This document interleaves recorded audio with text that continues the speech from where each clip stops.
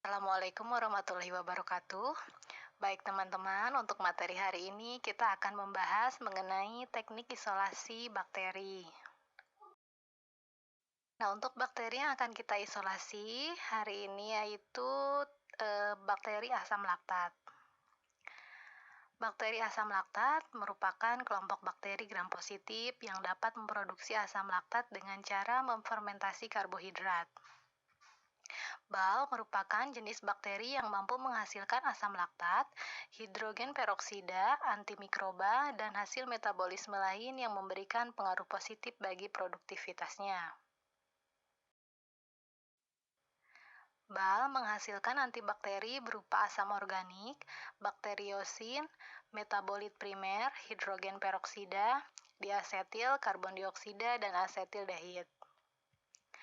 BAL juga dapat menurunkan pH lingkungan dengan mengekskresikan senyawa yang mampu menghambat bakteri patogen.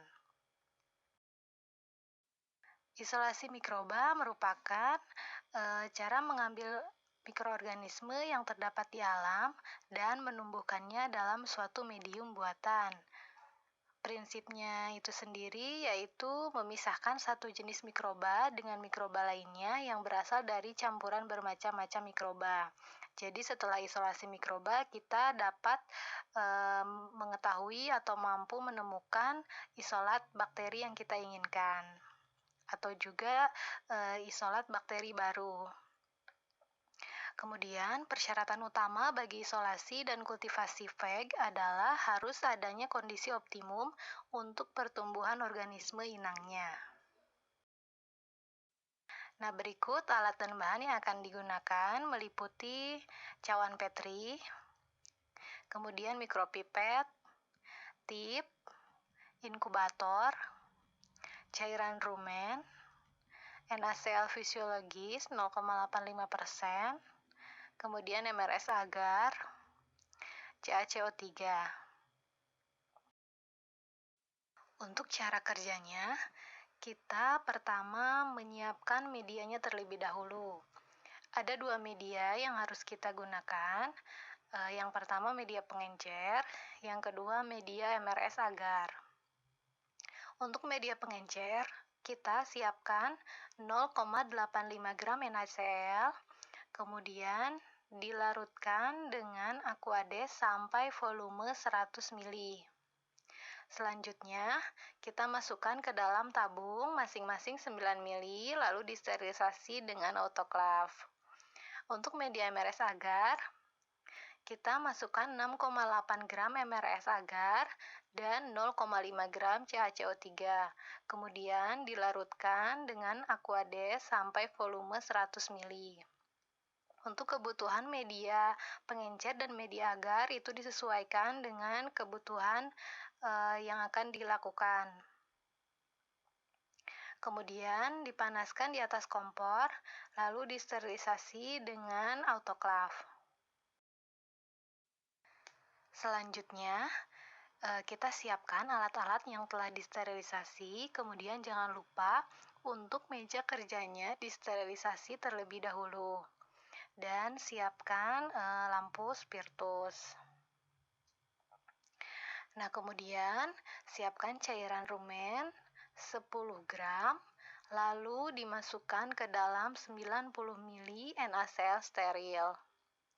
Dihomogenkan, setelah itu ambil dari larutan yang tadi, yang pertama 1 ml, kemudian masukkan ke media pengencer 10⁻², sebanyak 1 ml.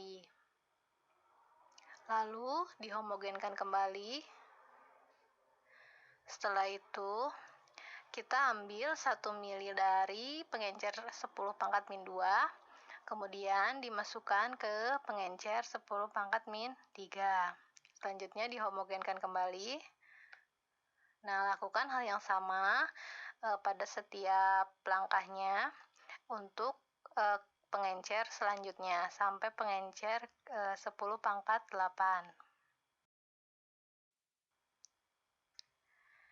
Nah, setelah pengenceran berseri dilakukan, kemudian kita ambil 0,5 ml dari pengencer terakhir terlebih dahulu, kemudian dimasukkan ke dalam cawan Petri yang telah disterilisasi. Setelah itu, kita tuangkan media MRS agar ke dalam cawan sampai menutupi sampel yang ada di cawan tadi. Jangan terlalu tebal. Kemudian dihomogenkan. Setelah dihomogenkan, lakukan kegiatan yang sama pada pengencer yang lainnya. Kemudian setiap pengencer itu dilakukan duplo.